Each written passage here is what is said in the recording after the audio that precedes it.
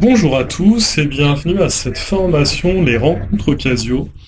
Donc nous allons ensemble pendant 1 heure et demie parler de la FX92+ spéciale collège et vous verrez à travers différents exemples comment l'utiliser en cours pour pouvoir faire de l'algorithmique, du tableur, faire des stats. Bien sûr, si vous avez des questions, des commentaires, n'hésitez pas à nous les envoyer via le chat. J'y répondrai avec plaisir. Et pour les gens qui ont soit l'émulateur, soit la calculatrice, soit les deux, vous pouvez aussi chez vous faire les exercices en même temps que moi. Donc n'hésitez surtout pas à manipuler et si vous avez des difficultés, à nous envoyer un message. Donc en ce qui nous concerne, nous proposons des calculatrices qui vont du primaire aux études supérieures. Plus particulièrement pour le collège, nous proposons la fameuse FX92+ spéciale collège, qui a la particularité de générer des QR codes et qui s'est vu enrichir il y a plusieurs mois d'un menu algorithmique et d'un menu tableur. On verra dans quelques minutes comment utiliser toutes ces fonctionnalités. Pour le lycée, plusieurs modèles graphiques, dont 2 équipés du menu Python. Enfin, plus dédié aux études supérieures, notre calculatrice formelle, la FXCP400+E. Et comme vous le savez, le +E ici signifie mode examen intégral. Commençons par un petit paramétrage de la calculatrice qui est, il faut le dire, super intéressant parce que les élèves peuvent complètement dérégler la calculatrice, changer les paramètres par défaut. Et pour pouvoir retrouver tous ces paramètres par défaut, réinitialiser la calculatrice, vous devez saisir différentes touches. Donc les voici. Donc si par exemple vous prenez votre calculatrice ou votre émulateur, vous allez par exemple dans le menu calcul, le menu 1. Vous appuyez sur seconde 9 pour accéder à la touche EFF. Et vous pouvez ici directement tout initialiser en pressant la touche 3. Bien sûr, ensuite, vous validez en appuyant sur Exe et vous appuyez sur AC pour tout initialiser. Donc en ce qui me concerne, j'ai l'émulateur, donc je ne vais pas tout réinitialiser, mais ici, vous pouvez le faire directement avec votre calculatrice. Donc surtout, n'hésitez pas, si en classe, vos élèves ont changé les paramètres, à tout réinitialiser, ça prend 2 secondes et vous serez sûr d'avoir les bons paramètres. Donc ce qu'on va faire pendant cette formation, c'est utiliser différents exercices issus des DNB. Donc par exemple ici, on va s'intéresser à l'exercice 4 du DNB de Métropole et de La Réunion de septembre de l'année dernière. Et on va pouvoir étudier en particulier, utiliser 2 menus, vous le verrez. Et on commencera tout d'abord par le tableur. Donc le premier exercice, donc ici, on a une association qui propose diverses activités pour occuper les enfants pendant les vacances scolaires. Et il propose 2 tarifs. Le tarif A, 8 € par demi-journée, et un second tarif, tout d'abord une adhésion de 30 € qui donne droit à un tarif préférentiel de 5 € par demi-journée. Donc on nous donne un fichier sur le tableur qui a été préparé et qui nous permet de calculer le coût à payer en fonction du nombre de demi-journées d'activité pour chacun des tarifs proposés. Donc vous avez le tableau qui est directement rempli ici. C'est ce qu'on nous donne dans l'énoncé. Donc maintenant, ça va être à nous de jouer pour pouvoir directement remplir ce tableau et répondre aux différentes questions. Donc par exemple, on nous demande de compléter le tableau et de retrouver parmi les réponses suivantes la formule qui a été saisie dans la cellule B3 avant de l'étirer vers la droite. Donc je vous laisse quelques secondes si vous voulez lire l'annoncé et ensuite on va pouvoir commencer à résoudre notre exercice. J'ai l'impression qu'il y a beaucoup d'entre vous qui ont des difficultés à m'entendre. Dites-moi si c'est toujours le cas, si le son est OK.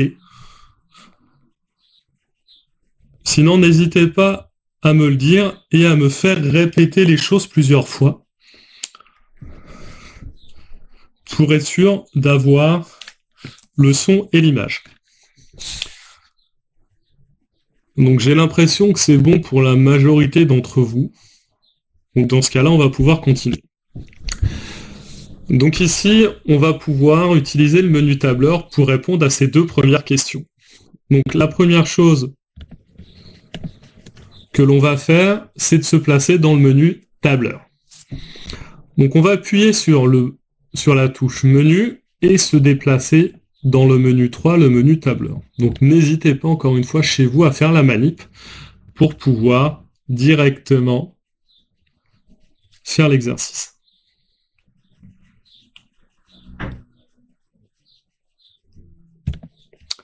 Donc on va rentrer une à une les données, ça va être la première chose à faire. Donc dans la cellule A1, je vais rentrer le nombre de demi-journées, 1, 2, 3, 4 et 5, bien sûr, vous l'avez compris. 4 et 5. Donc on va avoir un léger décalage par rapport, bien sûr, au tableau qui a été ici, car nous commençons au niveau de B. Donc il faudra juste penser que nous avons décalé directement les cellules.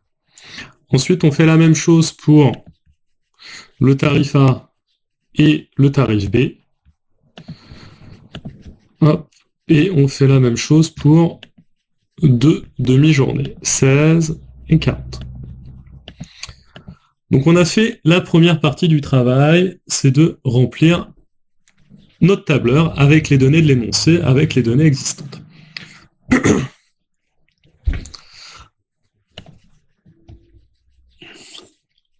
On va pouvoir maintenant s'attaquer à la deuxième partie, c'est définir nos formules.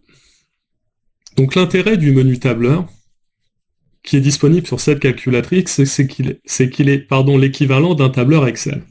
Donc vous pouvez remplir des formules. Vous pouvez définir votre formule pour l'appliquer bien sûr sur une certaine plage de données. Et c'est ce qu'on va faire ici. Bien sûr, vous n'avez pas votre souris pour étirer votre formule, mais on va passer par un autre cheminement. Et c'est ce qu'il faudra faire à chaque fois, quel que soit le menu.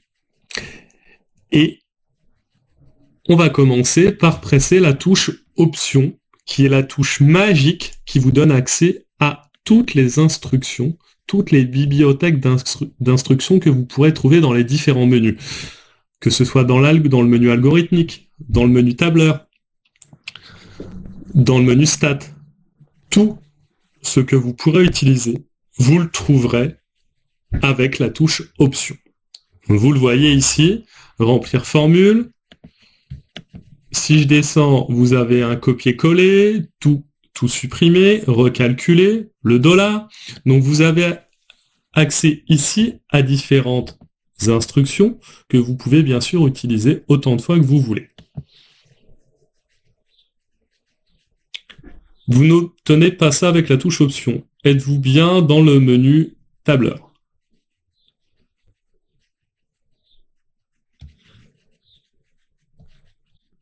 Qu'obtenez-vous exactement lorsque vous appuyez sur la touche Option? Dites-moi.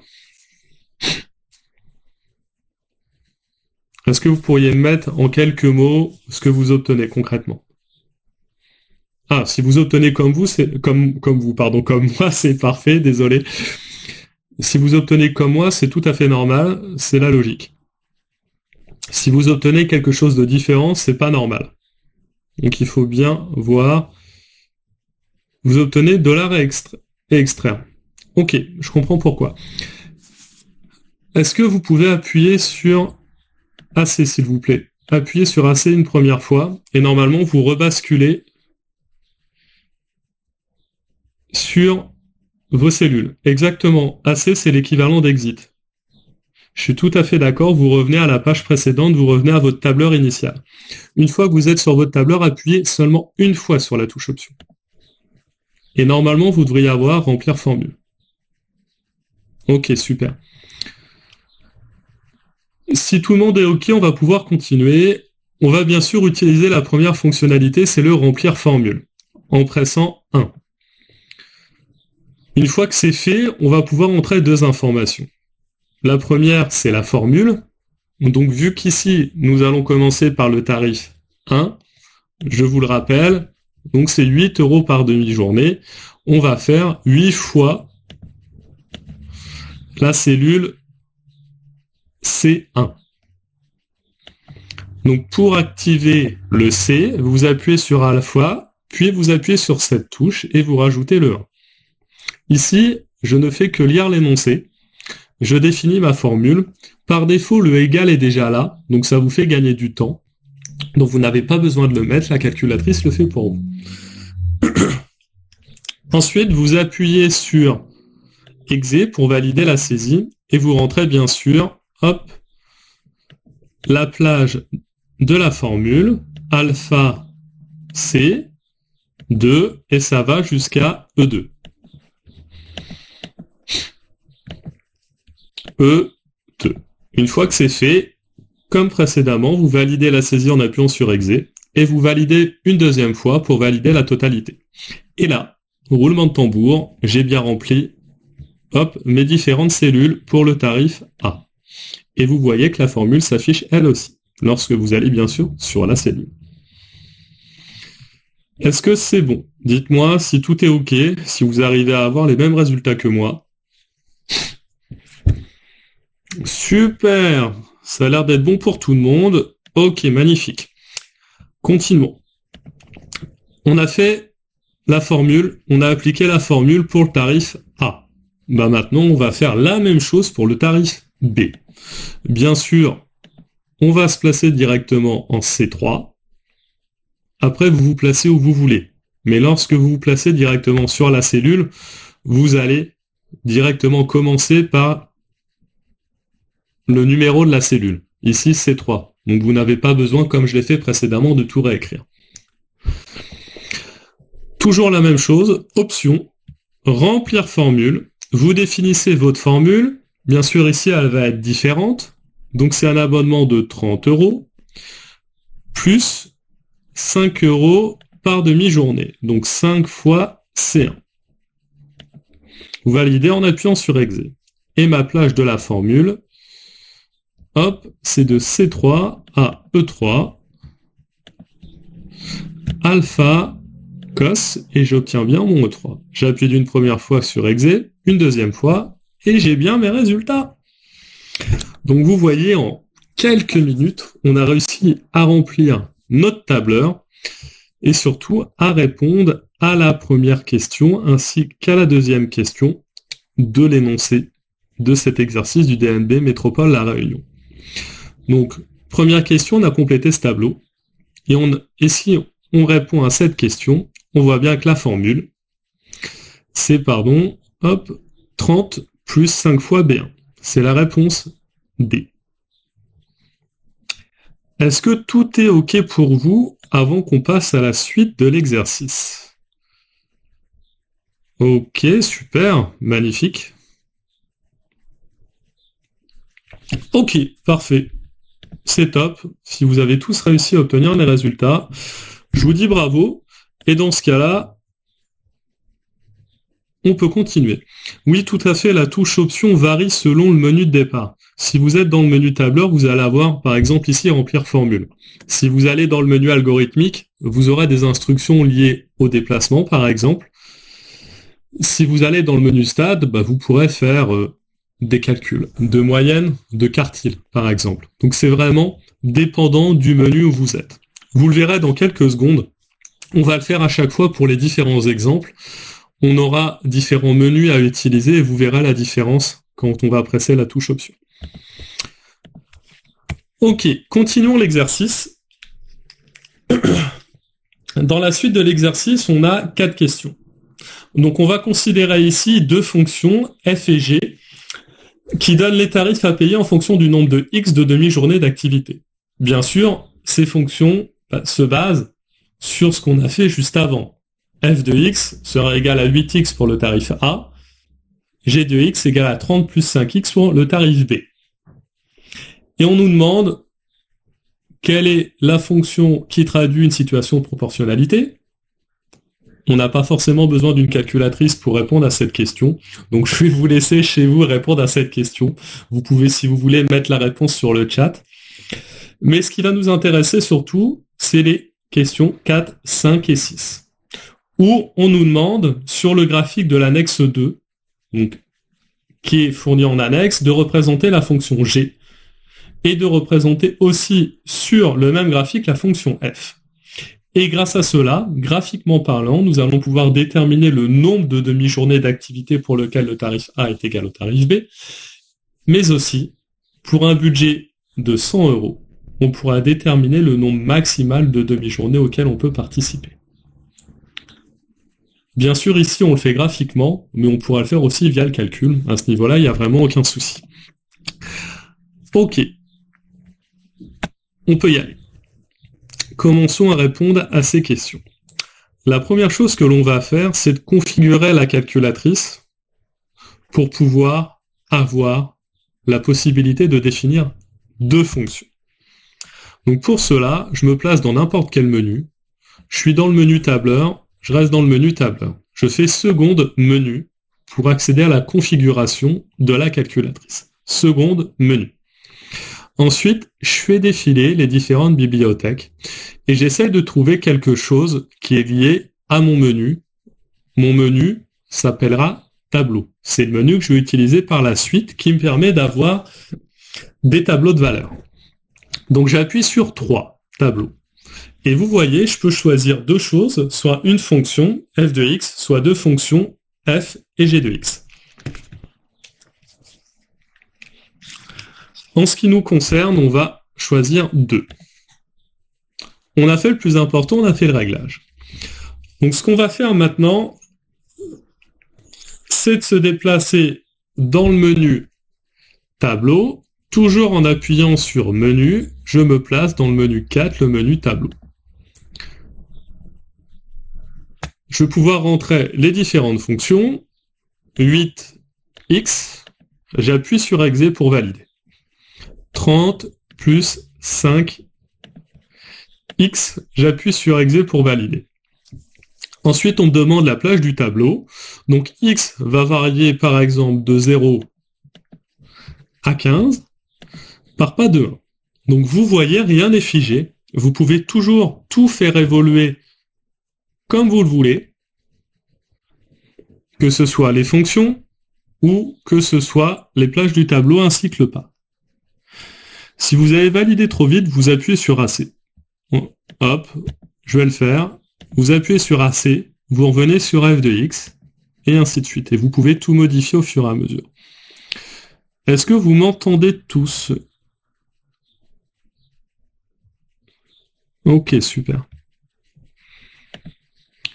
Comment je fais pour avoir les touches roses? C'est par défaut, quand j'appuie avec mon émulateur sur la touche, ça le met directement en rose. C'est le réglage de l'émulateur.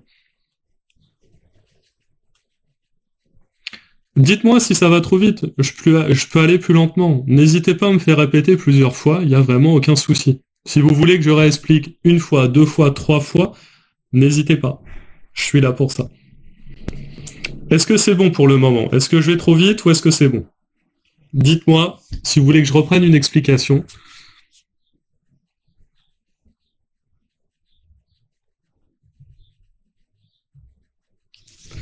Je peux réexpliquer, pas de souci. Pourriez-vous simplement me préciser si vous voulez que je vous réexplique depuis le début, donc avec le paramétrage, ou simplement dans le menu tableau?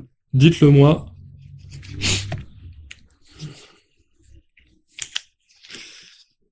Ok, les paramétrages. On va sortir du menu tableau. On va se placer dans n'importe quel menu. On était dans le menu tableur tout à l'heure. Je vais par exemple me placer dans le menu calcul. Allez hop, je me place dans le menu calcul.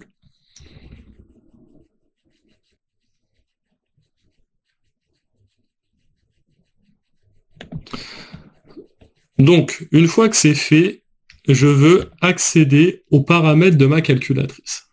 Pour ce faire, j'appuie sur seconde menu. Vous le voyez, tout est écrit ici, config, c'est la configuration de ma calculatrice. Ici, j'ai accès à différentes bibliothèques d'instructions. Vous le voyez par exemple sur les angles. Et si je fais défiler, vous avez les configurations des différents menus. Statistiques, tableur, tableau, algorithmique et ainsi de suite. Vous pouvez tout faire défiler sans souci. Donc en ce qui nous concerne, on va utiliser le menu tableau parce qu'on veut étudier des fonctions. Donc j'appuie sur 3.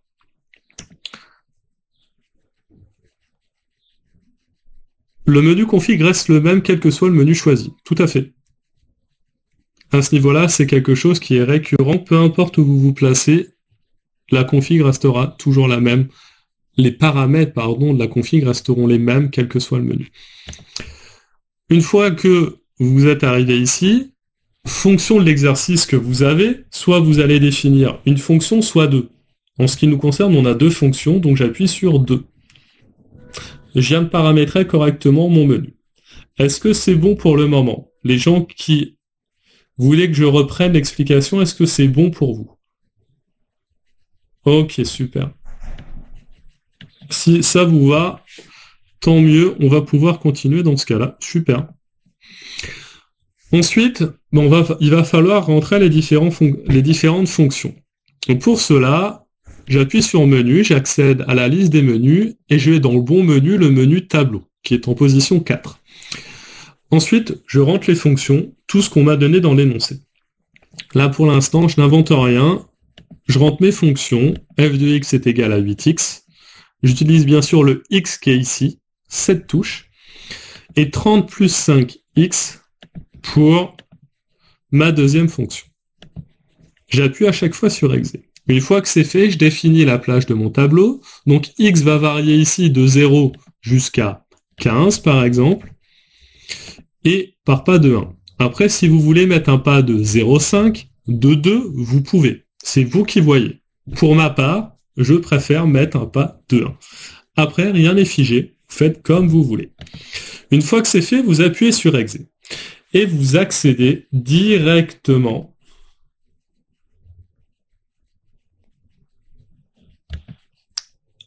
à votre tableau de valeur. Donc je reprends cette explication. Si vous allez dans le menu tableau, qui est ici, vous pouvez définir vos fonctions, 8x, votre fonction gy, 30 plus 5x, votre plage de données, par exemple, x varie de 0 à 15, par pas de 1. Ensuite, j'appuie sur exe pour valider toutes les saisies et j'obtiens mon fameux tableau de valeur. Donc, on remarque que pour x variant de 0 à 15, j'ai bien f, les valeurs de g et de les valeurs de f et de g de x correspondant. Est-ce que c'est bon pour tout le monde? Est-ce que vous arrivez tous à ce niveau? Parce qu'après, on va pouvoir jouer avec les QR codes. Ok, super. Donc maintenant, on va pouvoir jouer avec les fameux QR codes disponibles sur vos calculatrices. Si vous avez un smartphone ou une tablette, vous pourrez faire l'exercice en même temps que moi. Donc il vous suffit simplement de télécharger sur tablette et sur smartphone l'application Casio et du Plus, qui est une application qui est complètement gratuite et qui vous permet de flasher les QR codes liés à la calculatrice, bien sûr. Ici, lorsque l'on va générer un QR code avec la calculatrice, n'essayez pas de le flasher avec autre chose que cette application, sinon cela ne marchera pas. Donc le QR code, vous vous doutez bien, vous permet d'obtenir des informations complémentaires de celles que vous avez avec la calculatrice. Ici, vous obtenez le tableau de valeur. Avec les QR codes, vous pourrez obtenir les représentations graphiques des deux fonctions. Il vous suffit simplement de télécharger Casio et du Plus sur smartphone ou sur tablette via l'App Store ou Google Play, en fonction du téléphone que vous avez. Vous téléchargez l'appli, vous mettez Casio et du Plus, et vous pourrez la télécharger. Dites-moi quand c'est bon, je vais vous laisser quelques secondes pour télécharger l'application pour les gens qui veulent. Et dès que c'est bon, dites-le moi, on va pouvoir enchaîner. Donc c'est fait pour 2 personnes. Top, magnifique. Super. Ok, magnifique. J'ai l'impression que la majorité d'entre vous, vous l'avez fait. Ok. Une fois que vous l'avez téléchargé, est-ce que vous pouvez l'ouvrir? Normalement, vous devriez voir 3 choses. Une ligne bleu foncé QR code, une ligne classe, une ligne historique.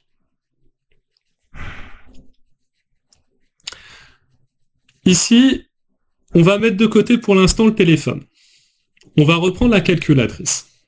On va générer le QR code lié aux données que vous avez rentrées dans la calculatrice. Bien sûr, pour les personnes qui ont fait les mêmes données que moi, vous aurez les mêmes résultats. Pour les personnes qui ont rentré des fonctions différentes, vous allez bien sûr avoir quelque chose de différent. Donc, seconde option pour le QR code.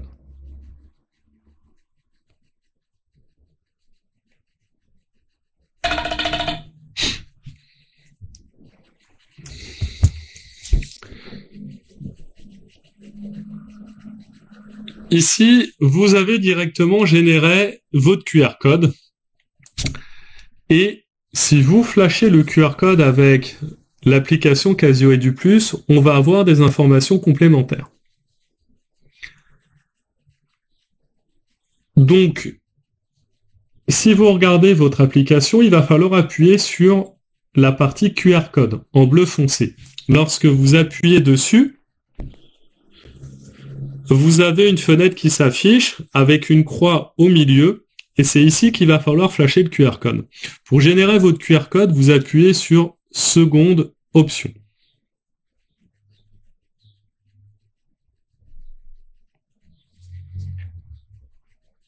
Donc concernant votre question par rapport à GeoGebra, GeoGebra, vous l'avez sur votre ordinateur. Ici, en fait, ça permet d'utiliser la calculatrice et rendre l'utilisation de la calculatrice encore un peu plus sympa. Le QR code, c'est juste des informations complémentaires. Ça vous permet d'avoir un peu plus d'informations. Mais vous n'êtes pas obligé d'utiliser cette fonctionnalité, c'est juste un plus.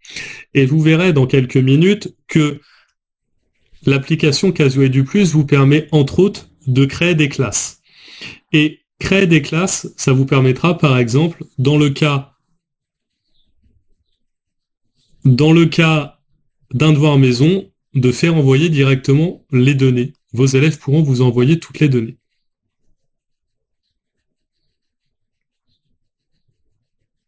Vous le verrez dans quelques minutes, vous me laissez quelques minutes et je vous montrerai comment faire la classe, vous verrez. C'est ce qui différencie vraiment la calculatrice Casio Edu+ et GeoGebra, que ce soit sur votre ordinateur ou sur votre smartphone. Une fois que vous... Pardon, excusez-moi. Une fois que vous avez généré votre QR code, vous le flashez avec l'application Casio Edu+, comme je l'ai dit précédemment, avec l'option QR code. Petit conseil, ne mettez votre téléphone ni trop près ni trop loin de votre QR code, de votre calculatrice, et surtout faites bien attention à la luminosité. Car à des moments, c'est pas forcément toujours facile de flasher un QR code. Une fois que vous avez flashé le QR code, on vous demande d'ouvrir, si vous voulez ouvrir un navigateur Internet, et lorsque vous l'ouvrez, vous avez accès à 2 informations, les 2 fonctions que vous avez définies, les 2 formules, et ensuite vous avez les représentations graphiques de ces 2 fonctions. Si mon réseau veut bien m'afficher les 2 représentations graphiques. Ok, une fois que c'est fait, hop, on va pouvoir répondre aux différentes questions, mais avant tout, on va pouvoir changer les valeurs des abscisses et des ordonnées. Je vais juste vérifier voir ce que j'ai pris pour l'exemple, 0,15 et 0,110. 0,15 et 0,110. Donc si vous allez sur la roue crantée, vous pouvez accéder directement à Xmin, Xmax, Ymin, Ymax. Je ne me rappelle plus ce que j'ai pris, je vous ai dit 0,110. Donc vous pouvez directement modifier le min et le max de l'abscisse et de l'ordonnée. Ensuite, vous appuyez sur Draw et on va avoir quelque chose de plus joli. Donc on va pouvoir maintenant répondre aux différentes questions, mais avant tout, avez-vous tous réussi à obtenir ces représentations graphiques? Dites-le moi.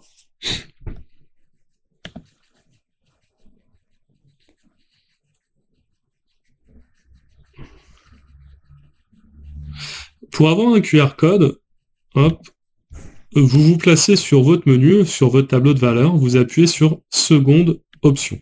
Vous avez votre QR code qui s'affiche. Ensuite, si vous avez installé l'application Casio Edu+ sur votre téléphone ou sur votre tablette, vous l'ouvrez, vous appuyez sur la ligne QR code qui est en bleu foncé et vous flashez votre QR code. Et si tout va bien, vous allez avoir une jolie fenêtre qui va s'afficher pour reprendre directement votre exercice. Je peux reprendre bien sûr l'explication pour changer les paramètres sur le navigateur. Ici, vous avez, comme vous pouvez le voir, Xmin, Xmax, Ymin, Ymax qui ont été définis. Pour tout changer, il suffit d'appuyer sur la roue crantée qui est ici. J'appuie, je peux changer Xmin, Max, Ymin, Ymax. J'appuie sur Draw et il va adapter directement les valeurs. Est-ce que ça vous va au niveau de l'explication? Dites-moi. Ok, magnifique, super.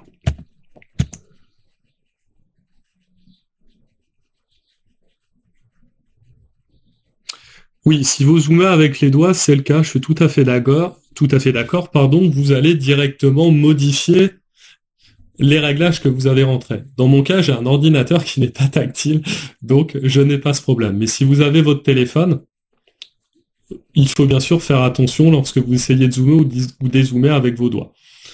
Mais vous pouvez aussi vous envoyer le lien par mail et vous pourrez l'ouvrir sur un navigateur internet. Ok, une fois que c'est fait, on va pouvoir répondre aux deux questions. Donc, on nous demandait, je ne me rappelle plus, de déterminer le nombre de demi-journées d'activité pour lequel le tarif A est égal au tarif B. Pour générer le QR code, vous appuyez sur seconde option. Donc le nombre de demi-journées d'activité pour lequel les deux tarifs sont équivalents, on le voit ici. Donc ça correspond à 10 demi-journées. Ici, on le voit graphiquement. Après, on aurait pu le faire aussi directement avec le tableau de valeur. Donc je reviens en arrière, hop, je fais défiler. Ici, on voit que c'est bien pour 10 demi-journées. Donc après, vous utilisez la méthode que vous souhaitez. Par exemple, lors du DNB, vos élèves n'ont bien sûr pas accès à une tablette ou un téléphone, mais ils pourront utiliser la méthode classique du tableau de valeur. Ça marchera aussi. Et enfin, dernière question, pour un budget de 100 €, déterminer le nombre maximal de demi-journées auxquelles on peut participer. Donc encore une fois, deux méthodes, soit le tableau de valeur, soit la représentation graphique. Et plus particulièrement, ici, si on se place à 100, on obtient donc deux valeurs en fonction des tarifs. Et je vais directement l'afficher ici. On obtient 12,4 et 14. 12,5 demi-journées et 14 demi-journées. Donc on a pu répondre aux différentes questions. Avez-vous des questions concernant cet exercice? Comment je me place à 100? Je l'ai fait directement une lecture graphique. Je me suis placé ici à 100 et ensuite j'ai regardé. Sinon, vous utilisez votre tableau de valeur. Vous voyez qu'ici, hop, pour G de X, on obtient bien 14. Donc vous pouvez utiliser soit sur smartphone, oui, vous ne pouvez pas forcément voir l'antécédent. Ici, j'ai cumulé les deux. C'est vrai que j'utilise un ordinateur, donc c'est légèrement plus facile. Mais après, c'est à vous de jouer avec soit la représentation graphique, soit directement avec le tableau de valeur. Est-ce que c'est bon pour tout le monde? Ok pour vous, c'est ok. Donc si vous n'avez pas d'autres questions, on va pouvoir passer à l'exercice suivant. Cette fois-ci, exercice 5 du DNB Métropole La Réunion Antilles-Guyane de septembre 2019. Ici, on donne un programme de calcul donc, qui est en 6 étapes Et il va falloir montrer que si le nombre choisi est égal à 4, on obtient 20. Et quand on a moins 3, quel résultat obtient-on? Ici, vous avez encore une fois un programme classique de calcul. Choisir un nombre de départ, ajouter 6 au nombre de départ, et ainsi de suite. Donc je vous laisse lire rapidement si vous voulez l'exercice. Oui, vous pouvez directement passer de l'émulateur à Internet. Si je fais directement le QR code avec mon émulateur, j'appuie sur ce QR code là et je bascule directement sur Internet. Vous voyez, je ne suis pas passé par le téléphone ou la tablette, parce qu'ici j'utilise l'émulateur. Bien sûr, en cours, si vous avez une calculatrice, il faudra passer par l'application. Pour quitter le QR code, vous appuyez sur AC et vous allez directement revenir à votre tableau de valeurs. Ok, notre petit programme de calcul, on va pouvoir l'étudier de deux manières. On va pouvoir répondre à notre exercice de deux manières, en utilisant deux menus. D'une part, le menu tableur, qu'on a utilisé précédemment, et d'une autre manière avec le menu algorithmique. Comme on a fait du tableur il y a quelques minutes, on ne va pas forcément le faire aujourd'hui. Ce sera exactement la même manière, la même méthode. Bien sûr, si vous téléchargez le PDF qui est tout en haut de votre écran, vous avez tous les calculs, tout le descriptif qui est directement fait. Le principe est exactement le même. Vous voyez, c'est du remplir formule. Vous remplissez vos formules et vous calculez tout. À ce niveau-là, ça fonctionne de la même manière. Mais ce qui va nous intéresser, nous, aujourd'hui, c'est plutôt l'algorithmique. Donc on va tout d'abord se placer dans le menu algorithmique, qui est le menu 8. Et on va appuyer sur la touche Options. Je vous l'ai dit, c'est la touche magique qui vous donne accès à tout sur la calculatrice. C'est la seule chose qu'il faut se rappeler, c'est utiliser la touche Options. Donc si vous appuyez sur la touche Options dans le menu Algo, et c'était la question de tout à l'heure, vous voyez des instructions complètement différentes de celles que l'on a obtenues avec le tableur. Ici, vous avez accès à différentes bibliothèques d'instructions. Vous en avez 4 qui vous donnent accès au mouvement ou par exemple à l'apparence et au capteur. Donc pour vos programmes, si vous voulez avancer 2, tourner 2, il faudra aller chercher les instructions dans les différentes bibliothèques. Donc c'est ce qu'on va utiliser pour faire nos programmes. Et on va pouvoir le schématiser directement ici. Donc je reprends, j'appuie sur la touche Options, je vais chercher ma première instruction, donc je fais défiler les bibliothèques, ici on voit que c'est pour avancer, tourner, se déplacer. Non, je ne vais pas trouver ici ce que je veux pour choisir un nombre de départ. Ah, par contre là j'ai des choses intéressantes. Par exemple, mettre var A. A, ici, ça va pas marcher parce qu'il faut que je définisse une formule ou une valeur. Donc je reviens et je vois quelque chose qui s'appelle demander valeur. J'appuie dessus et là, j'arrive à avoir ce que je veux. Je vais pouvoir directement demander une valeur.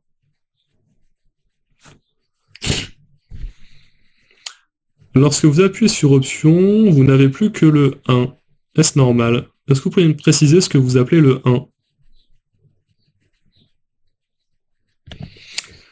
Une fois que c'est fait, vous appuyez sur Exé. Bien sûr, ici, ma variable, je l'appelle A, mais si vous voulez changer de nom, vous utilisez le pavé directionnel, la flèche de droite, et vous avez différents noms. À ce niveau-là, vous faites comme vous voulez, rien n'est figé. Ensuite, vous appuyez sur Exé pour valider la saisie, et vous venez de rentrer la première instruction.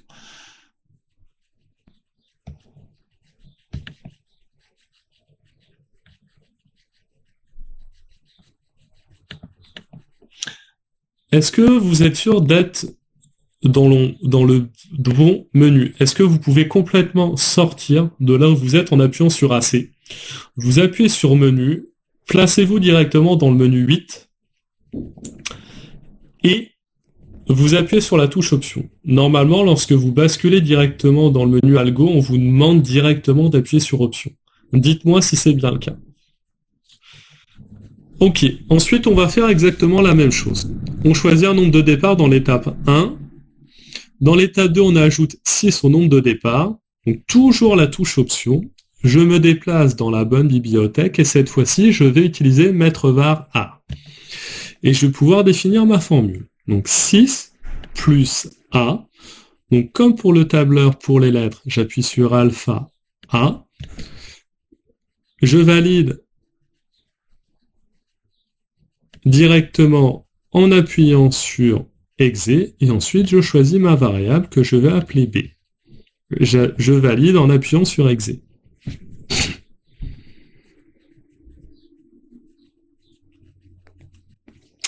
Ensuite, je fais la même chose pour les autres instructions, donc je vous laisse faire chez vous. Si vous avez des difficultés, n'hésitez pas à me le dire via le chat, mais vous voyez que le principe est exactement le même. Vous avez vos instructions à rentrer. Bien sûr, ici, faites bien attention à vos différentes variables, n'utilisez pas les mêmes.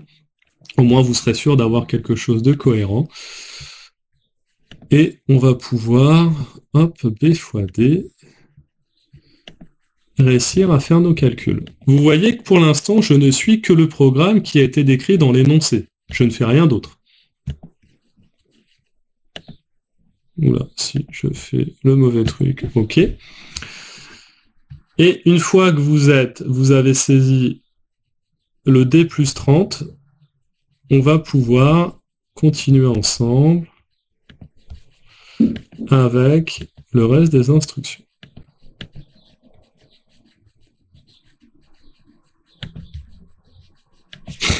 Je reprends les explications dans 30 secondes. J'écris simplement ma dernière variable.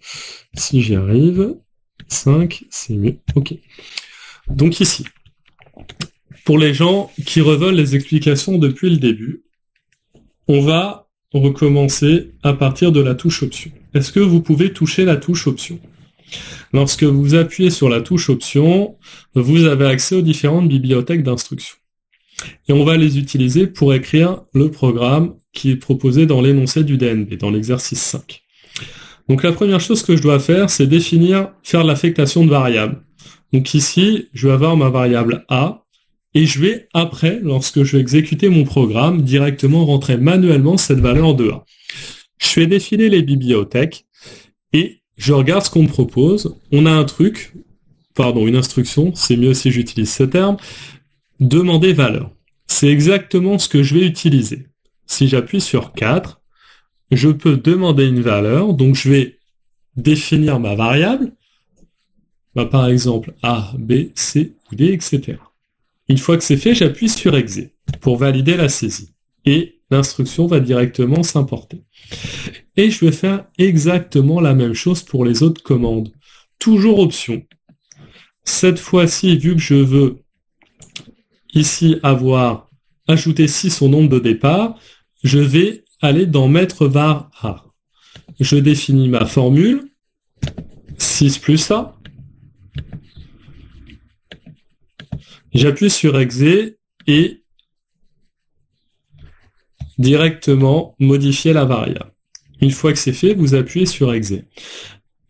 Bien sûr, si vous avez oublié une ligne, ou si vous voulez en supprimer une, pour supprimer, vous appuyez sur sup, bien sûr, là où vous sélectionnez votre ligne. Ici, j'effacerai 6 plus A. Et si par exemple, je veux insérer une ligne, je me place sur la ligne qui sera en dessous. Par exemple, ici, je veux une ligne qui sera juste entre les deux. J'appuie sur option.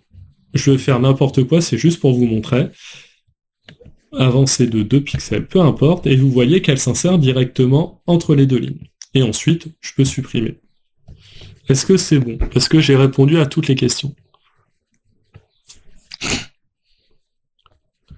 Ok. Ensuite, on va finir le programme. Donc, on en est là, il nous reste l'étape 6, donner le résultat. La ligne qu'on va directement mettre maintenant, mathématiquement, ne sert à rien. On va simplement afficher le commentaire résultat. Donc, lorsqu'on va rentrer A, on va avoir le commentaire résultat qui va s'afficher. C'est juste du visuel. Et ensuite, on va demander cette fois-ci.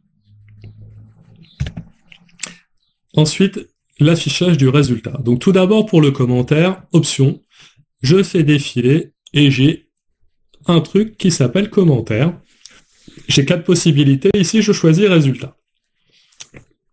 Enfin, pour afficher le résultat, toujours la touche option, je vais dans afficher résultat 2 et je définis mon résultat. Donc ici mon résultat c'est la variable E, si je me trompe pas. Dites-moi si je me trompe, mais je pense pas de mémoire. J'appuie sur exe. Oui, c'est bien la variable E. Est-ce que c'est bon pour tout le monde? Pour appuyer sur la touche option, vous pouvez être dans n'importe quel menu. Après, en fonction du menu où vous allez être, vous n'aurez pas du tout les mêmes fonctionnalités. Pour désactiver les axes quand on est dans l'algo. Configuration de la calculatrice. Faites seconde menu. Vous vous déplacez sur la partie algorithmique. Vous allez dans arrière-plan. Puis vous choisissez aucun. Et vous n'aurez aucun axe. Donc je reprends pour modifier les axes ou les enlever. Seconde menu. Vous allez dans la configuration du menu algorithmique. Deuxième bibliothèque. Et vous appuyez sur arrière-plan, puis sur axe gris, aucun en fonction de ce que vous voulez. Après, je vous laisse choisir ce que vous préférez. En somme, le résultat est exactement le même. Une fois que vous avez écrit votre programme, on a fait le plus dur, vous appuyez sur exécuter pour exécuter le programme. Ici, on vous demande de choisir votre nombre de départ. Si je ne me trompe pas dans l'énoncé, on avait 4. Je rentre A égale à 4. J'obtiens bien mon commentaire résultat, j'appuie sur exe et j'obtiens mon résultat final, j'obtiens bien 20. C'est ce qu'on me demandait dans l'énoncé. Donc ça c'est top, j'ai réussi à répondre à ma première question. Je sors de l'exécution en appuyant sur exe et je le relance, cette fois-ci pour rentrer -3, j'appuie sur exe et j'ai bien 6 en résultat. Donc vous voyez avec quelques lignes de code, avec quelques instructions, on a réussi à obtenir notre résultat. Est-ce que vous arrivez tous à obtenir ces résultats? Dites-moi si c'est bon pour vous.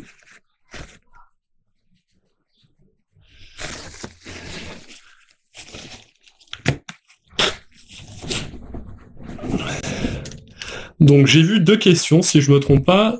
Enfin, une question plus 2 non. Si vous éteignez la calculatrice, si vous changez de menu, tout votre programme s'éteint. C'est une calculatrice qui n'a pas de mémoire, car sinon vous auriez le mode examen intégré. Comme c'est une calculatrice de collège, il n'y a pas de mémoire, donc si vous fermez votre calculatrice, si vous changez de menu, vous allez tout perdre. Pour les gens qui ont des résultats différents, est-ce que vous pourriez vérifier que vous avez bien mis les bons calculs? Parce que concrètement, si vous avez un résultat, c'est déjà très bien. Après, peut-être que vous vous êtes légèrement trompé lorsque vous avez défini les formules, et c'est pour ça que vous avez des résultats légèrement différents. Est-ce que vous pourriez vérifier cela? Même sur l'émulateur? Non. Sur l'émulateur, c'est complètement différent, parce que l'émulateur, lui, garde en mémoire les choses. Si par exemple, hop, ici je reviens à mon algo, je passe dans le menu 1, ensuite dans le menu 8, et bah si, je vous dis des bêtises, le programme s'efface directement. Je vous dis des bêtises, tout s'efface, quel que soit l'émulateur ou la calculatrice. Comment on demande les résultats suivants sans revenir au programme entier? Vous ne pouvez pas. Vous êtes obligé de revenir sur le programme, le réexécuter une seconde fois pour rentrer les valeurs, obtenir vos résultats. Comment vous insérez une ligne? Vous appuyez directement sur Options et vous insérerez l'instruction que vous allez sélectionner. Après, si vous voulez rajouter une ligne entre 2 lignes déjà existantes, vous vous mettez sur la ligne qui sera en dessous, vous faites Option et vous insérez directement l'instruction. Est-ce que j'ai répondu à toutes vos questions? Dites-moi si j'en ai oublié. Commentez les axes. Donc pour les axes, vous allez directement dans la configuration de la calculatrice. Je vous montre ça, je mets juste une instruction. Vous appuyez sur seconde menu. Vous allez dans la deuxième bibliothèque. Ici, vous choisissez algorithmique pour obtenir la configuration du menu algorithmique. Et vous appuyez sur arrière-plan. Et ensuite, si vous voulez ôter les axes, vous mettez aucun. Sinon, vous choisissez 1, 2 ou 3. Est-ce que c'est bon pour toutes les questions? Dites-moi. J'espère que j'en ai pas oublié.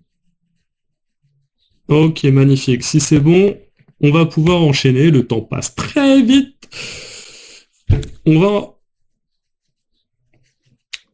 Vous n'arrivez pas à écrire la ligne résultat. Vous parlez du commentaire, je suppose. Vous allez dans la touche option.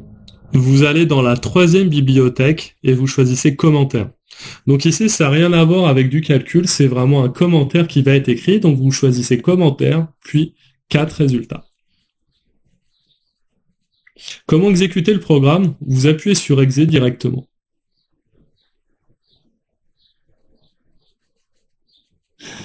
Je suis pas tout à fait d'accord, donc c'est dommage de pas avoir la mémoire, oui et non. Parce qu'en fait, le fait d'avoir la mémoire, on se retrouverait dans la configuration du lycée avec le mode examen. Le fait de ne pas avoir de mémoire vous permet d'utiliser toute la calculatrice, toutes les fonctionnalités de la calculatrice. Vous n'avez pas des menus qui sont bloqués, des choses qui ne sont pas, entre guillemets, fermées avec le mode examen.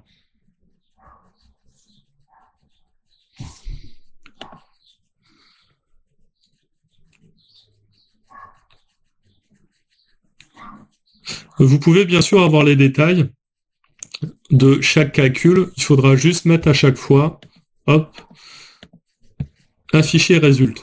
Et vous mettez donc afficher les résultats pour B, ensuite afficher résultat pour C, pour D. Vous allez juste agrandir votre programme, mais fondamentalement, vous pouvez le faire. Vous pouvez mettre des étapes successives à chaque fois.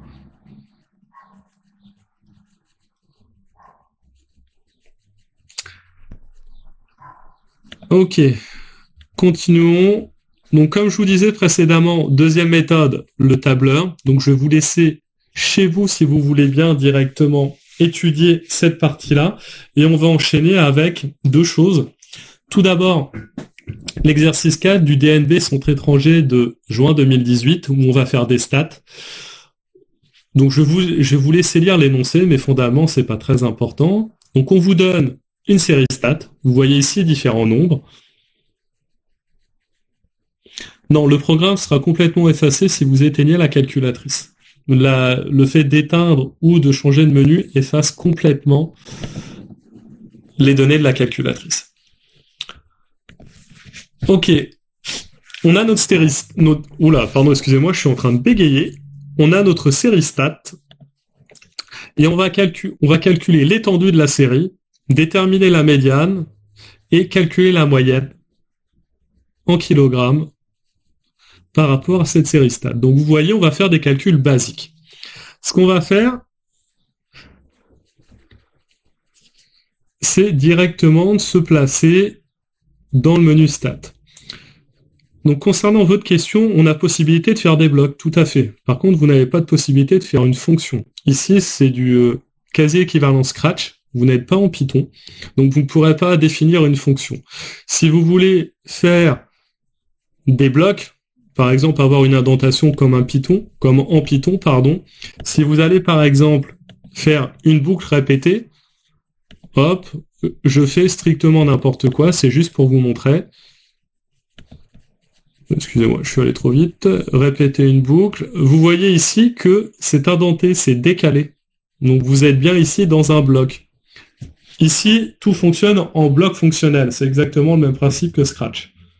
Bien sûr, pour ce qu'on a fait pour le programme, il n'y avait pas besoin de décaler, de faire des blocs. Mais ici, si vous faites une boucle, vous allez forcément avoir des blocs. Donc on va continuer avec la série stat.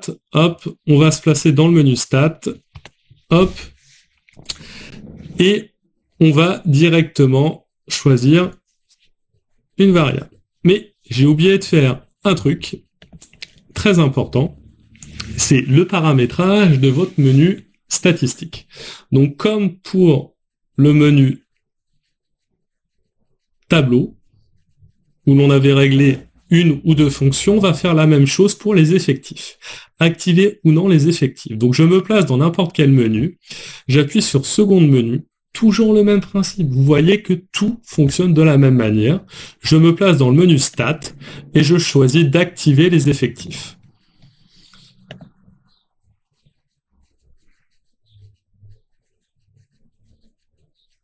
Est-ce que je peux afficher les touches? Des fois ça coupe. Désolé pour les gens qui ont une mauvaise connexion Internet et qui ont des coupures. Malheureusement, c'est vrai que ça dépend de votre réseau Internet. Donc encore une fois, n'hésitez pas à me faire répéter. Si l'effectif est désactivé, vous ne pourrez pas faire des effectifs en fait. Donc forcément, ça ne vous permettra pas de résoudre l'exercice. Et bien sûr, le PDF de la formation est proposé en haut de votre écran à droite. Donc tout ce que je suis en train de dire, de vous montrer, vous pouvez le récupérer en PDF. Donc, je peux refaire l'explication. Pour activer les effectifs. Hop, vous appuyez dans n'importe quel menu sur seconde menu, vous allez dans la deuxième bibliothèque, dans le menu stat, et vous activez les effectifs. Une fois que c'est fait, hop, vous vous placez dans le menu stat, et je suis allé trop vite, vous choisissez tout d'abord une variable, et vous allez pouvoir rentrer les formules. Donc la personne qui m'a posé la question concernant les effectifs, vous avez le résultat ici. Si vous ne mettez pas d'effectifs, vous n'aurez pas cette colonne. Donc bien sûr, tout dépend de ce que vous voulez faire, mais ici, elle n'apparaîtra pas si vous n'avez pas activé l'effectif. Donc on va pouvoir rentrer des valeurs.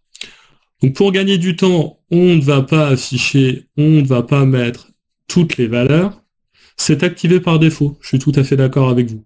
Mais c'est pour vous montrer qu'on est capable de le faire. 31, je vais juste mettre 4 valeurs, parce qu'en fait, encore une fois, les élèves peuvent à chaque fois changer les modifications, les paramètres de la calculatrice. C'est bien de savoir où sont les choses pour pouvoir, au cas où, modifier. Donc une fois que c'est fait, ici j'ai juste mis 4 valeurs, ne vous embêtez pas à en mettre plus, c'est juste pour vous montrer comment faire. D'après vous, sur quoi dois-je appuyer pour calculer la médiane, les quartiles ou la moyenne? Est-ce que vous avez une petite idée? Magnifique! Option! Vous avez tout compris. Touche option. Et je regarde ce qu'on me propose. Et il y a calque à une variable. C'est exactement ce que je veux presser. 3. Et j'obtiens directement mes résultats. J'obtiens, hop, ma moyenne qui est juste ici. Si je fais défiler, j'obtiens ma médiane. Si vous voulez Q1, Q3, vous les avez ici. Vous avez accès à tout. Par exemple ici au max. Donc vous voyez qu'en quelques clics, option 3. Non option 4, vous faites option 3. Calque à une variable.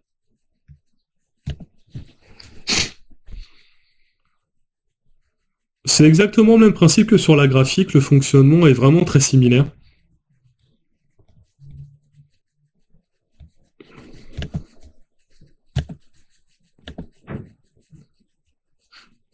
En fait, lorsque vous faites du calque, du option 4, donc si on regarde, vous pouvez directement faire ce genre de choses. Sélectionner directement un type, faire du calcul à une variable ou donner. Ça vous permet de faire des études complémentaires.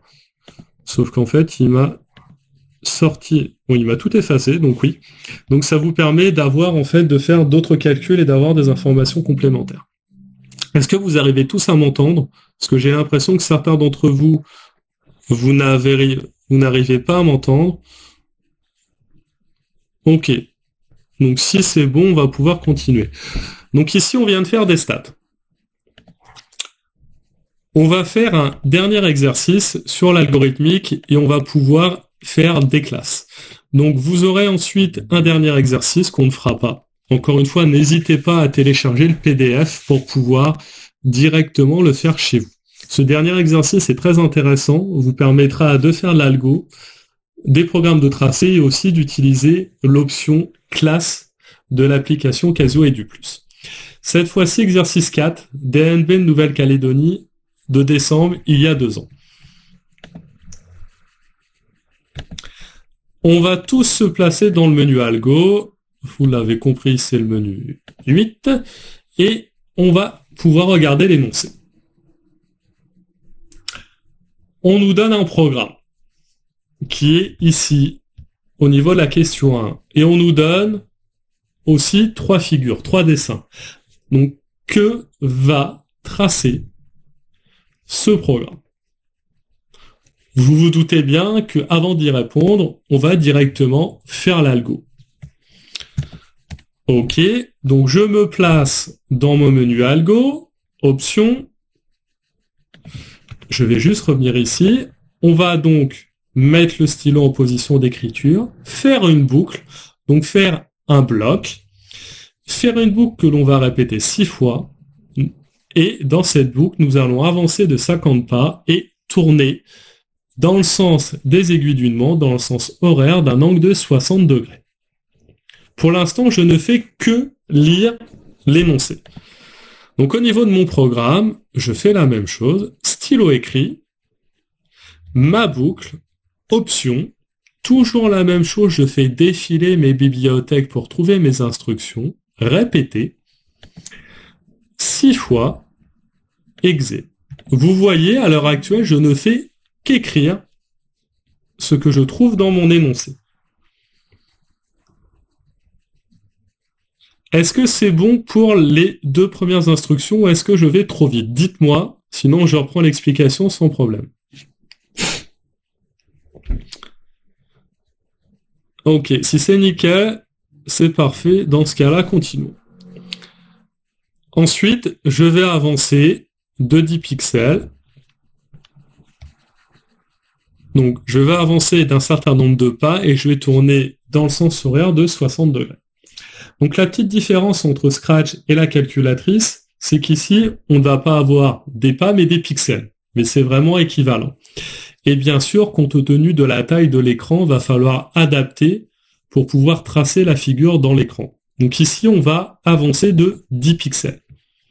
On va se focaliser sur quelque chose de plus petit, sinon on va tracer complètement la figure et vous ne verrez rien par rapport à votre écran de calculatrice.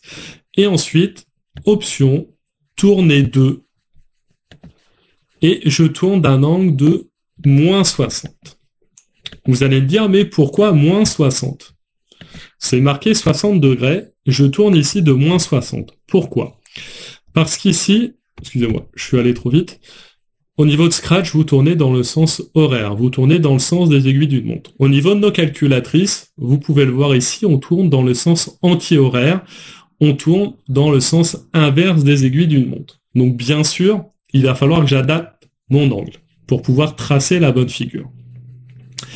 Est-ce que c'est bon pour tout le monde?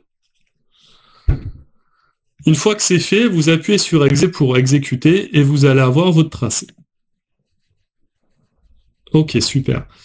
Et bien sûr, vous pouvez voir que notre programme correspond au dessin numéro 1. Ok, super. J'ai l'impression que tout est bon pour tout le monde. Donc dans ce cas-là, on va pouvoir continuer. Donc ici, on a répondu à la question numéro 1. On a fait notre joli programme.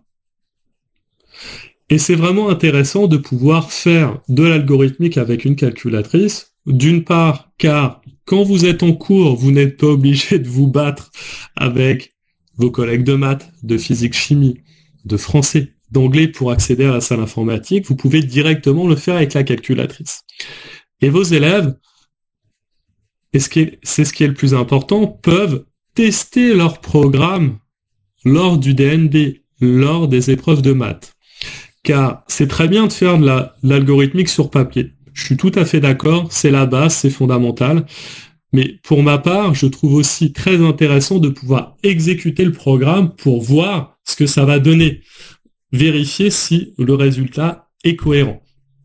Et c'est l'intérêt du menu algorithmique de cette calculatrice, c'est que vous pouvez vérifier vos résultats. Et c'est d'autant mieux pour ce genre de questions. Ensuite, question 2. On nous donne sur l'annexe 2 d'autres blocs Scratch et on nous demande de compléter les 2 informations manquantes du script pour pouvoir tracer cette figure. Donc notre joli triangle. L'annexe 2, il est ici. Donc vous voyez que le programme est similaire à celui d'avant.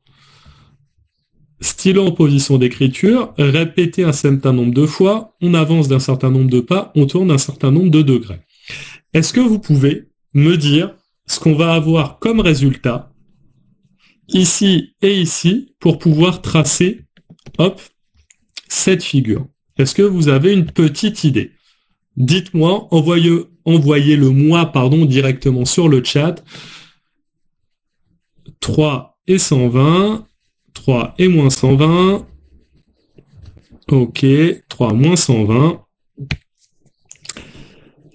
Ok, je suis tout à fait d'accord avec vous. 3, 120, si vous vous basez sur du Scratch. 3, moins 120, si vous utilisez nos calculatrices. Je suis tout à fait d'accord avec vous. Bravo à tous.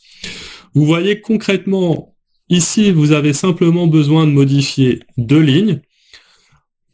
Donc ici, on va se placer sur répéter 6 fois. Vous voyez la flèche à droite. J'appuie sur le pavé directionnel, flèche de droite. J'appuie sur exé, je rentre 3. Ensuite, tourner 2, moins 120, parce qu'on tourne dans le sens anti-horaire.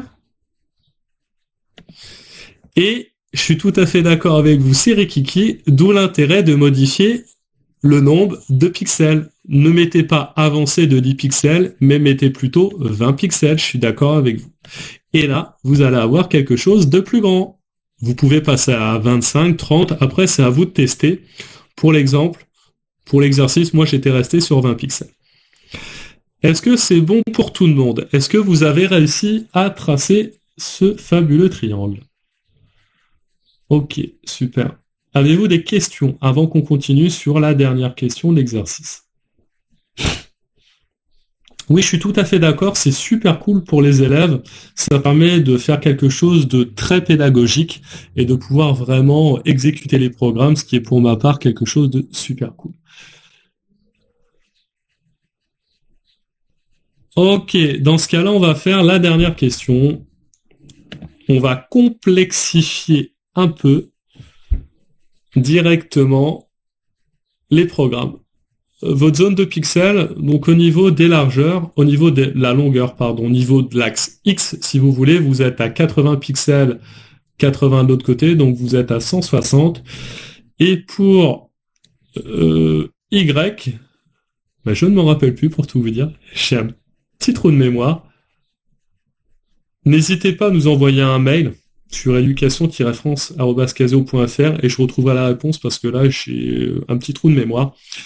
Donc c'est vraiment 160 pour toute la longueur, pour la largeur par contre, si je me trompe pas, on doit être à 80. Mais n'hésitez pas encore une fois à envoyer un mail, je vous donnerai la réponse exacte. Ok, question 3. Je suis allé dans le mauvais sens. Ici, on nous demande d'ordonner les instructions qui sont proposées en annexe 2, je vais vous le montrer dans 2 secondes, et de compléter le script qui permet de réaliser la figure qui est juste ici, qui est franchement sympa. C'est vraiment très joli. Et donc on a les blocs qui sont ici, il faut les ordonner pour pouvoir faire notre programme. Donc vous voyez toujours la même chose, une boucle, tourner d'un certain angle, avancer 2, mais on a rajouté des choses comme ajouter 10 à la longueur, et mettre la longueur à 10. Donc on va directement passer à notre programme. Vous voyez que c'est vraiment basé sur ce qu'on a fait juste avant. Ici, de stylo écrit à tourner 2, c'est exactement les 2 programmes qu'on a fait juste avant. Donc on va simplement rajouter 2 choses. Ici, la première ligne, la variable, donc je vais affecter à la variable A la valeur 2, et ensuite cette ligne-là. Donc vous vous placez sur la première ligne, stylo écrit, vous appuyez sur option, et vous allez dans demander valeur. Excusez-moi, je fais n'importe quoi, vous appuyez sur option, deuxième bibliothèque, mettre var A. si je vous donne pas la bonne instruction, ça va être compliqué. A2. J'appuie sur Exit. Ici, c'est bon. Stylo écrit. Je modifie bien sûr la boucle. On me demande de répéter 18 fois les instructions. Et comme il est noté dans l'énoncé, je vais avancer de A pixels. Encore une fois, je ne fais que lire l'énoncé. Je ne fais rien d'autre. Je tourne d'un angle de moins 60. Et je vais rajouter la dernière ligne. Toujours la même chose. Option, deuxième bibliothèque, mettre var A. Donc 1 plus A. Est-ce que c'est bon pour tout le monde? Ici, comme on l'a fait déjà plusieurs fois avant, j'ai été un peu plus vite. Bien sûr, si vous voulez plus d'infos, dites-le moi. Plus d'explications, je reprendrai l'explication avec plaisir. Ok, avez-vous tous réussi à obtenir la figure? Ok, magnifique. Ah, vous vous débrouillez super bien avec le menu algo, bravo à tous, c'est top. Donc bien sûr, ici, on a fait une coquille d'escargot, si je puis dire.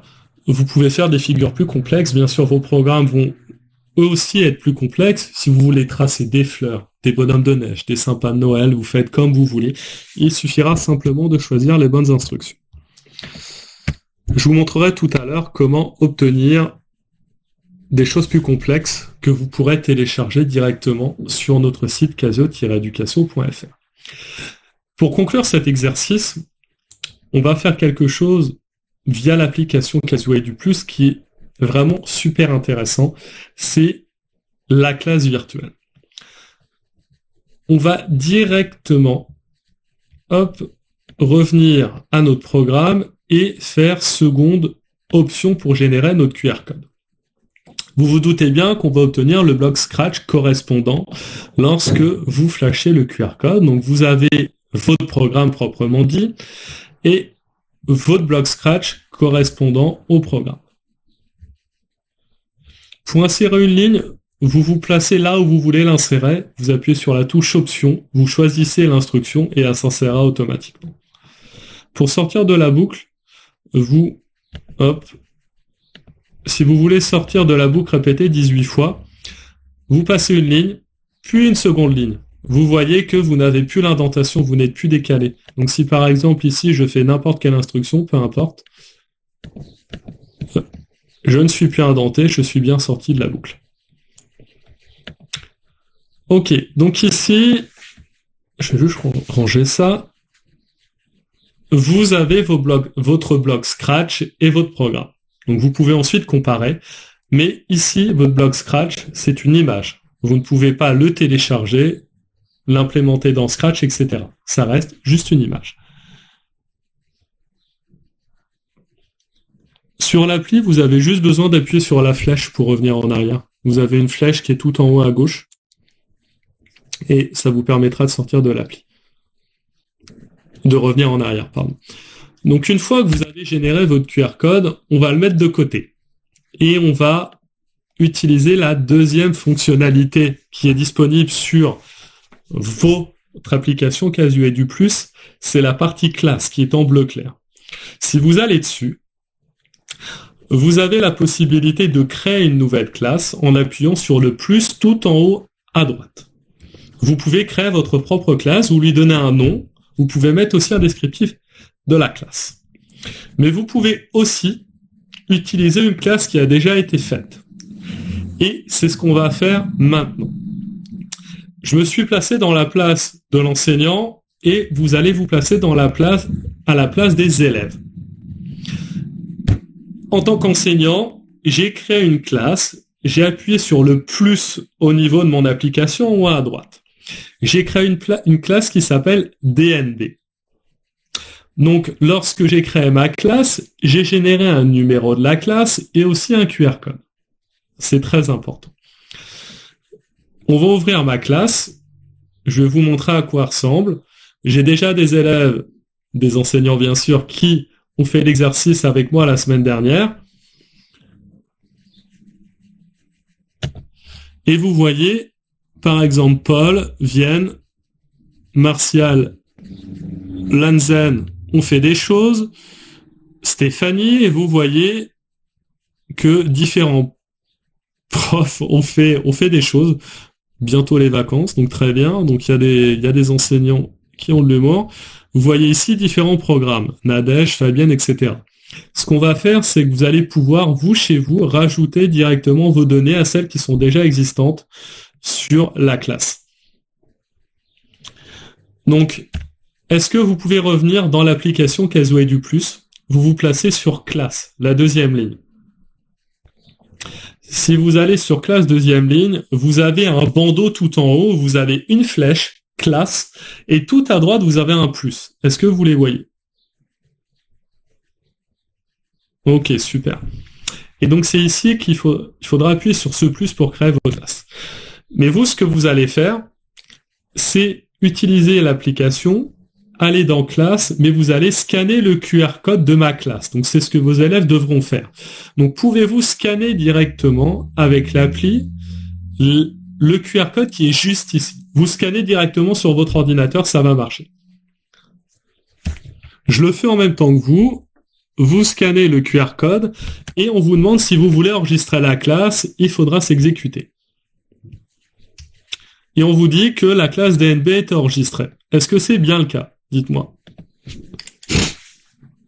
Ok. Une fois que c'est fait, vous prenez votre calculatrice, vous appuyez sur Ajouter des graphiques et des résultats de calcul sur l'application Casio Edu+, et vous flashez bien sûr votre QR code, le QR code de votre calculatrice. Est-ce que vous pouvez le faire, s'il vous plaît?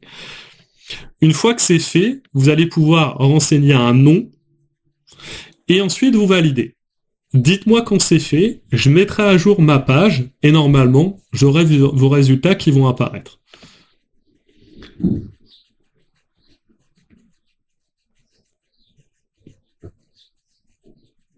N'oubliez pas de mettre des noms, comme ça me permettra de retrouver vraiment vos données. Donc on va pouvoir le faire rapidement. Hop. Donc j'ai Alexandra, Nathalie, Aline et Sonia qui ont mis leurs résultats. Donc on va attendre un peu parce que mon réseau n'est pas top. Ça s'affiche bien. Et je peux bien sûr choisir soit algorithme, soit Scratch. Et donc vous récupérez aussi les données de vos élèves. Donc vous voyez, c'est tout l'intérêt de cette application, surtout pour les devoirs maison, car je me doute bien que les téléphones sont interdits, ne sont pas autorisés en classe, donc vous pouvez leur faire un devoir maison. Comme ça, chez eux, ils pourront utiliser l'application Casio Edu+, et vous envoyer directement les différents résultats. Donc ça permet de faire quelque chose d'assez interactif, quelque chose d'assez différent de ce qu'on peut faire en cours, donc n'hésitez pas à le faire chez vous. Le QR code de la classe, il est juste ici.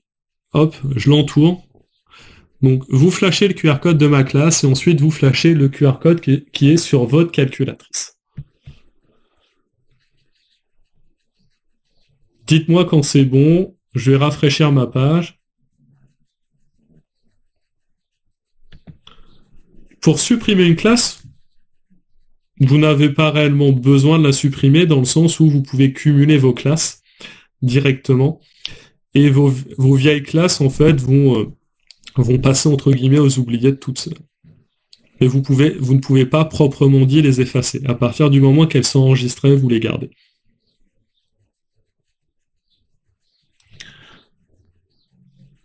Vous pouvez indiquer un nom où vous parlez directement du nom de la classe ou du nom de l'élève.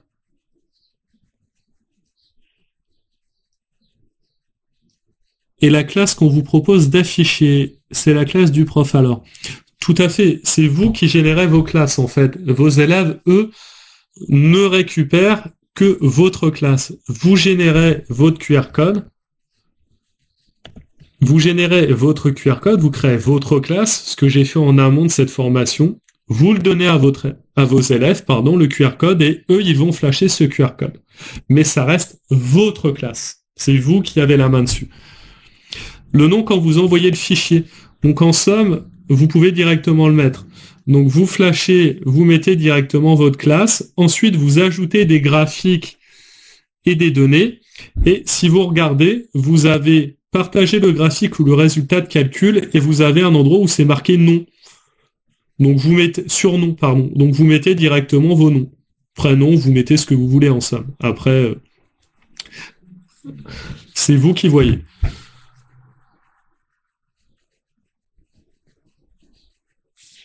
Je vais rafraîchir rapidement la page pour voir si d'autres données sont arrivées. Et ensuite, on va pouvoir conclure cette formation. Ah oui, il y a beaucoup de choses qui sont apparues. Donc merci à tous d'avoir joué le jeu, d'avoir participé à enrichir mon devoir maison. Donc n'hésitez pas chez vous à le faire avec vos élèves.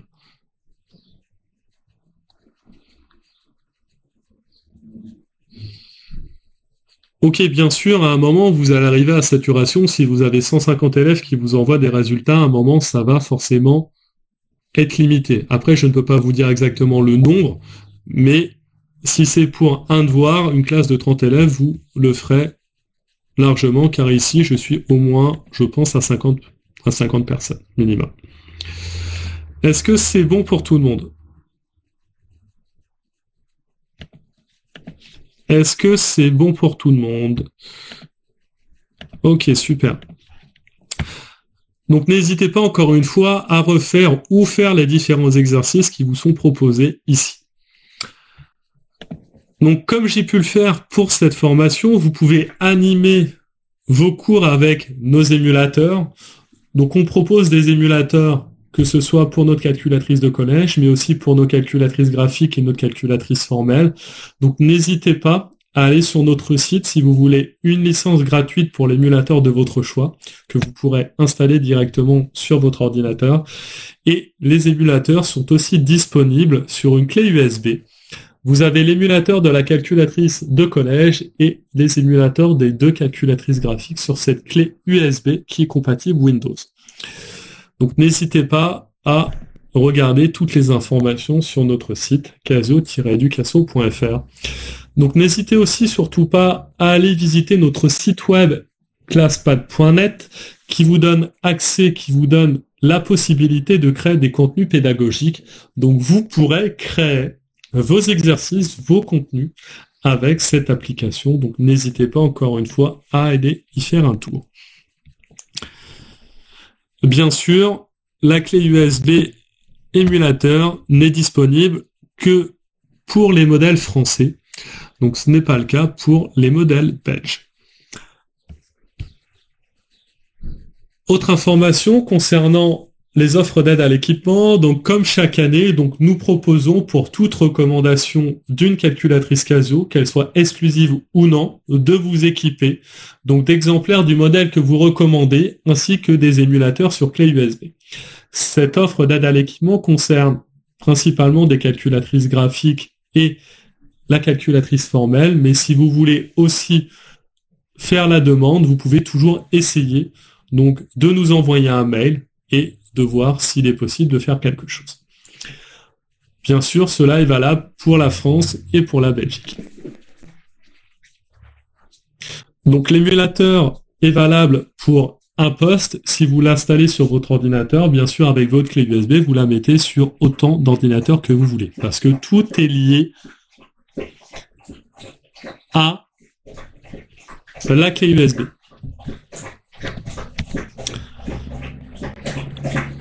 Enfin, dernières informations, si vous allez sur notre site casio-education.fr, vous pourrez accéder à différentes choses comme des contenus pédagogiques, donc qui sont classés selon les niveaux. Par exemple, pour le collège, vous pourrez accéder à des ressources sur l'algo, sur les calculs numériques, sur les stats, donc n'hésitez pas à aller voir les différentes ressources. Donc par exemple, pour l'algo, vous allez accéder à différents exemples, à des vidéos. Donc je défile tout rapidement, donc n'hésitez pas à aller voir sur notre site. Et vous avez aussi différentes ressources que vous pouvez télécharger, par exemple sur le tracé de Brosas, le tracé d'étoiles, sur ce que vous pouvez faire lié à Noël. Donc n'hésitez pas à aller voir toutes ces infos sur notre site. Vous pouvez aussi participer à nos différentes formations. Donc, par exemple, nos formations en ligne. Donc, chaque semaine, nous proposons 2 nouvelles formations en ligne sur différentes thématiques, que ce soit au collège ou au lycée. Donc, n'hésitez pas à vous inscrire. Et si vous ne trouvez pas votre bonheur sur les formations en ligne, on propose aussi des formations en établissement qui sont entièrement gratuites. Donc, nous venons directement chez vous, dans votre établissement bien sûr, réalisez la formation que vous voulez. Si vous voulez de l'algo, du tableur, on fera de l'algo et du tableur. Si vous voulez des stats, on fera des stats.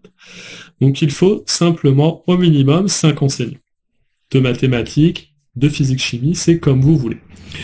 Enfin, en tant qu'enseignant, vous avez accès à différentes offres. Donc si vous allez sur la rubrique Acheter, je suis un enseignant, vous pouvez avoir des informations sur les achats groupés, sur les cagnottes en ligne, et vous pouvez acheter aussi des calculatrices à prix préférentiel. Donc surtout, n'hésitez pas à nous envoyer des mails à education-france@casio.fr ou education-belgium@casio.be si vous avez des questions, si vous avez des demandes particulières pour les émulateurs, les formations, et si vous avez le temps, n'hésitez pas à liker nos publications et nos pages sur notre Facebook et Twitter Casio Calculatrice. J'espère que cette formation a répondu à vos attentes. Donc, nous allons rester encore avec vous pendant quelques minutes pour répondre à vos questions. Donc, je suis vraiment ravi de voir que cette formation vous a intéressé, qu'elle a pu vous apporter des choses qui est quand même le plus important pour nous, de pouvoir vous aider. Des questions, n'hésitez pas à les poser. Sinon, je vous souhaite une bonne soirée. Je vous dis aussi bon appétit et à une prochaine fois.